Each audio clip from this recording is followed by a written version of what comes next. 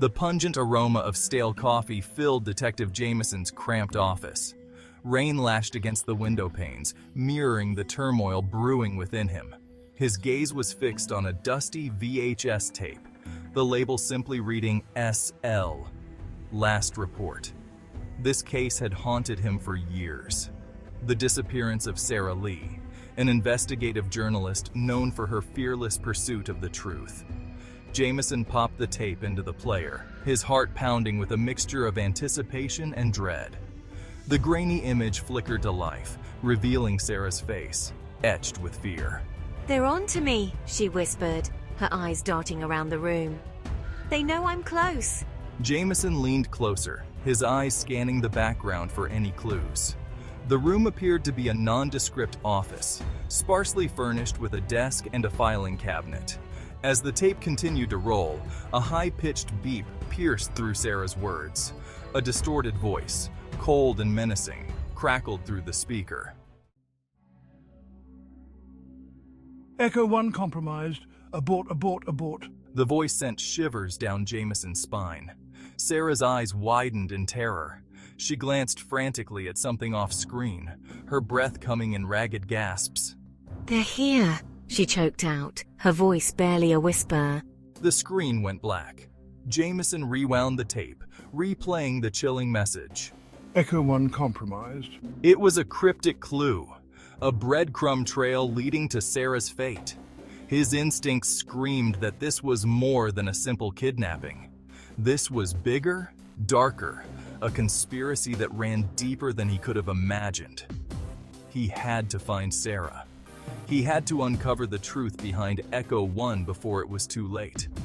The name echoed in his mind, urging him forward. Years of chasing shadows had hardened him, but the raw fear in Sarah's voice ignited a fire in his gut. He wouldn't let her become another forgotten file, another unsolved mystery.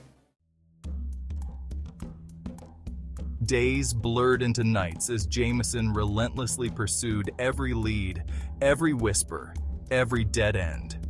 He scoured Sarah's apartment, her notes, her life, searching for anything that could lead him to Echo 1. A faded receipt for a storage unit on the outskirts of the city caught his eye. It was a long shot, but it was all he had. The storage facility was a desolate place, a graveyard of forgotten belongings. The air hung heavy with the smell of dust and decay. Jameson's footsteps echoed through the cavernous space as he approached Sarah's unit.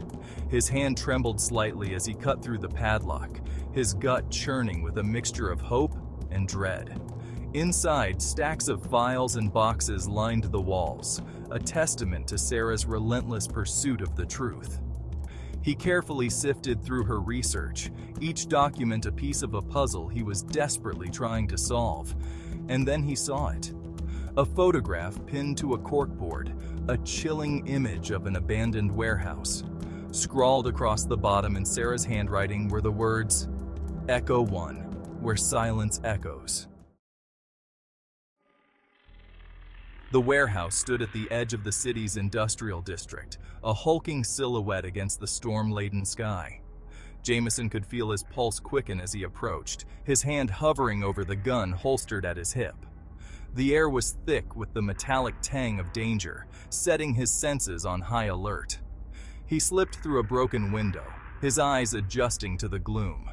The warehouse was eerily silent, the only sound the steady drip of water from a leaky roof.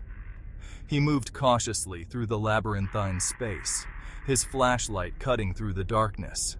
He stumbled upon a hidden door, concealed behind a stack of crates. His heart pounded against his ribs as he pushed it open, revealing a small, windowless room. The walls were plastered with articles, photographs, and maps, all connected to a web of corruption that stretched far beyond anything Jameson could have imagined.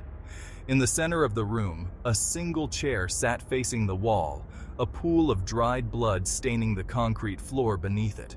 Sarah's research was scattered on a table, a testament to her relentless pursuit of the truth. The phrase "silence is golden" But the truth is deadly was scrawled across the wall in blood-red paint, sending shivers down Jameson's spine. He could feel the walls closing in, the weight of the conspiracy pressing down on him.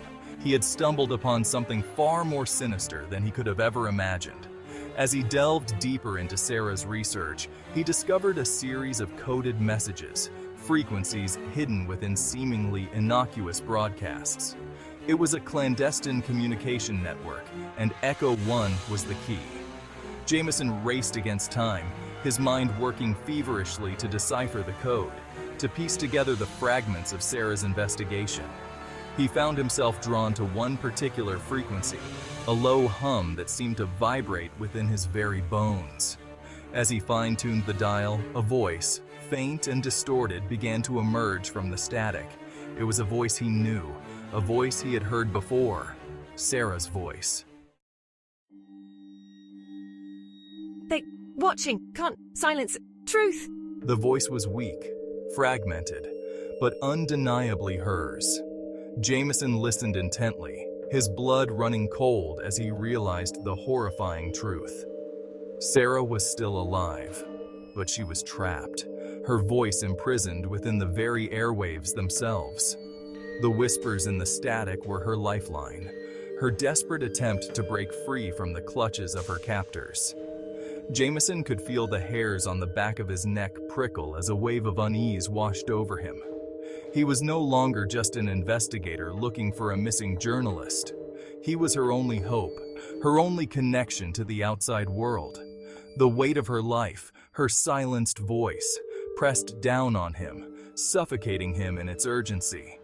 The whispers in the static consumed him, echoing the terrifying reality. He was not alone. He was being watched,